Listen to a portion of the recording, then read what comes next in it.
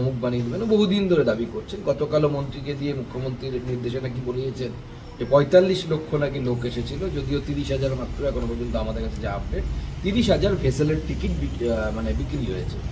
জানি না বাদ বাকি লোক, মানে ৪৫ লক্ষ মাইনাস ৩০,০০০ মানে হচ্ছে প্রায় ৪৪ লক্ষ ৭০,০০০ লোক নদীর এপার থেকে ওপার উড়ে উড়ে গেছিল কিনা শক্তিমান হয় সেটা আমাদের জানা নেই। তো মুখ্যমন্ত্রী এরকম করেন, আমরা তো প্রতিবারই যাই, এ তো নতুন নয়। গতবারও আমি গিয়ে স্নান করেছি, ওখানে ডুব দিয়েছি। মুখ্যমন্ত্রী তো যান, অ্যাডভার্টাইজমেন্ট করেন, চলে আসেন, স্নান টান তো করেন না। কিন্তু আমি গতবারও স্নান করেছি, তার আগেও স্নান করেছি। তো এটা ভারতীয় জনতা পার্টির, আমাদের সংস্কৃতির সাথে, হিন্দু সংস্কৃতি, ভারতীয় সংস্কৃতি, এই ভারতীয় সংস্কৃতি হাজার হাজার বছর ধরে সবাই চলছে। বাংলার কত সাহিত্য রচনা হয়েছে গঙ্গাসাগর মেলার ওপরে, সতীর্থ বারবার, গঙ্গাসাগর একবার। বাঙালিকে তো গঙ্গাসাগর ছাড়া ভাবা যায় না। হ্যাঁ, এখন যদি বাংলাদেশের মতো বাঙালি হয় যে যারা মনে করে যে পৌষ পার্বণও হচ্ছে হারাম, তাহলে আলাদা বিষয়। আমরা তো ওই বাঙালিত্বতে বিশ্বাস করি না। আমরা বিশ্বাস করি যে ভারতবর্ষের যে বিরাট সমাজ, তারই একটা অংশ হচ্ছে বাঙালি সমাজ, যার ১২ মাসে ১৩ পার্বণ আছে।